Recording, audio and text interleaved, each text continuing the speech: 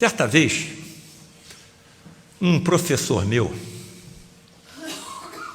que não acreditava em nada e chegou até a comparar o grupo do Lar de Frei Luís à colônia dos Ginjones, lá da Guiana Inglesa, onde quase 1000 se suicidaram, desenvolveu um processo cardíaco de insuficiência mitral. Eu era o primeiro assistente dele, e tamanha foi a insuficiência cardíaca, a insuficiência pulmonar, já que na hora que o coração se comprimia para empurrar o sangue para frente, como ele avistava com uma insuficiência mitral, o sangue retornava. Para onde? Para os pulmões. Então ele desenvolvia um processo chamado em medicina uma asma cardíaca. O sangue se acumulava nos pulmões. E ele não estava conseguindo operar. E eu estava realizando os procedimentos cirúrgicos dele, que eu era o primeiro assistente. E me encorajei, professor, eu não gostaria de uma dessas reuniões, eu sei que você não acredita em nada, ninguém vai lhe cobrar nada, ninguém vai lhe obrigar a nada, mas eu vejo tantas pessoas serem beneficiadas, quem sabe o senhor não seria? Quando me tivesse assim, fazendo um favor, aceitou. Já estava indo para o Instituto do Coração de São Paulo para fazer um transplante. Nessa reunião, um desses médicos, chamado Frederic von Stein, que eu toquei nele e mostrei ele à plateia ontem, saiu da cabine não materializado, mas sim encarnado no médium. Entendam a encarnação mediúnica como uma posse completa do equipamento físico do médium. Quando isso acontece, o médium nada percebe e depois de nada se lembra. Inclusive fala línguas desconhecidas do médium através do processo conhecido como xenoglossia. Então o Frederic saiu da cabine, se aproximou do leito onde estava o meu professor, e elevou a mão até uma lâmpada elétrica que existia acima do leito e girou o potenciômetro, deixando que uma leve claridade azulada iluminasse o corpo do meu professor. Nesse momento, me chamou para o seu lado. Paulo César, fique ao meu lado. E eu não fui sozinho. Ele chamou mais 4 colegas médicos. Eu, cirurgião, o Ronaldo Luz Gazola, cirurgião, durante 7 anos, secretário de saúde do município do Rio de Janeiro, onde nós habitamos e trabalhamos. José Carlos Campos, anestesista. Paulo Roberto, angiologista, e Luiz Augusto Queiroz, cardiologista. 5 médicos. E disse o seguinte: desabotoem a camisa do nosso colega. Desabotoamos, e nesse momento ele disse o seguinte: meu irmão, não duvide, porque a sua dúvida pode prejudicar o que você vai receber. E começou a massagear o tórax dele. Sem se descuidar do que estava fazendo, ele disse: Paulo César, você está vendo o que está acontecendo?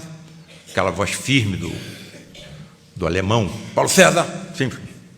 Você está vendo o que está acontecendo? Estou. Então relate em voz alta para os seus 4 colegas que estão aqui o que é que você está vendo. Frederic, aí onde você está massageando o tórax do meu professor, eu estou vendo uma poça de sangue. E no meio dessa poça de sangue eu estou vendo alguma coisa branca. Então pegue isso branco que você está vendo e puxe. Coronel, eu fui, peguei aquilo branco que eu estava vendo na poça de sangue e puxei. A válvula mitral dele veio na minha mão. Aí ficamos olhando os colegas um para o outro, aquela peça toda ensanguentada. Frederic, eu posso fazer uma pergunta? Pode. Se a válvula dele está na minha mão, como é que ele está vivo?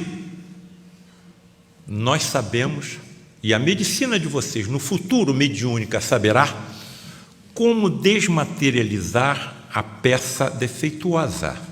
E à medida que ela vai sendo desmaterializada, nós vamos materializando no local uma prótese de ectoplasma que com o tempo adquire as características do receptor e não há rejeição. Um mecânico de automóvel não podia me dar uma resposta dessa. Frederic, eu posso fazer outra pergunta? Pode. Eu posso mandar examinar isso aqui? Posso mandar examinar isso aqui? Pode. Entreguei a peça a 2 colegas patologistas. Todos os 2 examinaram e confirmaram que era tecido cardíaco. Quando nós saímos daquela reunião, inesquecível, vou estar quase 40 anos nessa história, o cardiologista Luiz Augusto Queiroz, que estava conosco, Paulo César, deixa eu ver essa peça. Aí ele olhou, cardiologista, Paulo César, até a cordoalha tendinosa está aqui. um grupo de filamentos, os colegas médicos presentes sabem o que eu estou dizendo, que impedem que os folhetos da válvula mitral abram mais do que devem. Então, até aqueles elementos estavam ali, e o cardiologista vindo. Daquele dia em diante, o médico parou de sentir tudo que sentia e voltou a operar naturalmente. Durante 7 anos, trabalhou naturalmente, até que, no final desse 7º ano, teve um infarto fulminante e desencarnou, sem nunca ter acreditado que tinha sido submetido a uma cirurgia hiperfísica. Perceberam a nossa resistência, principalmente nós da classe médica? Ô Paulo César, se era um indivíduo que não acreditava em nada, descrente, por que recebeu uma graça dessa? Talvez eu tenha a resposta. Quando ele tinha 11 anos de idade, num acidente ferroviário, perdeu uma das pernas. Sem uma das pernas, se transformou num dos mais eficientes cirurgiões que eu vi atuar. A maior parte dos pacientes que eles operavam eram cancerosos indigentes. Utilizando o seu conhecimento, construiu um prédio de 4 andares para tratamento de crianças cancerosas. Esse indivíduo precisa de religião? Então, mais uma vez, ficou comprovada para mim que o mais importante é a conduta, não é a crença.